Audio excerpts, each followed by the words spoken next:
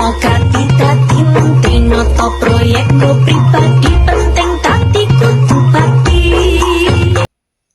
Assalamualaikum warahmatullahi wabarakatuh. Ingkang kinurmatan Bapak Ibu guru saha para siswa ingkang kula tresnani. Sumangga kita ngaturaken puji syukur dumateng Gusti Allah Subhanahu wa taala awet saking rahmat lan karyanipun kita saged kepanggihan wonten ing mriki kanthi sehat. Para rawuh ingkang kinurmatan, dinten menika kita mengeti Hari Pendidikan Nasional ingkang dipun pengeti saben tanggal 2 Mei. Dinten menika ugi minangka dinten lairipun Bapak Pendidikan Indonesia Ki Hajar Dewantara.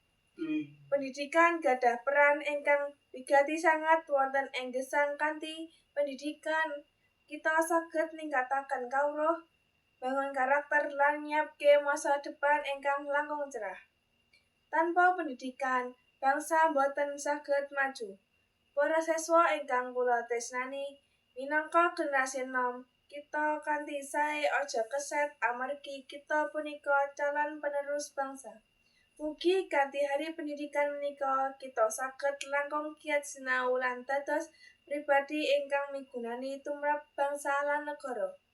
Mekaten sesorah ingkang saged kula aturaken, menawi wonten lepat kula nyuwun pangapunten. Wassalamualaikum warahmatullahi wabarakatuh.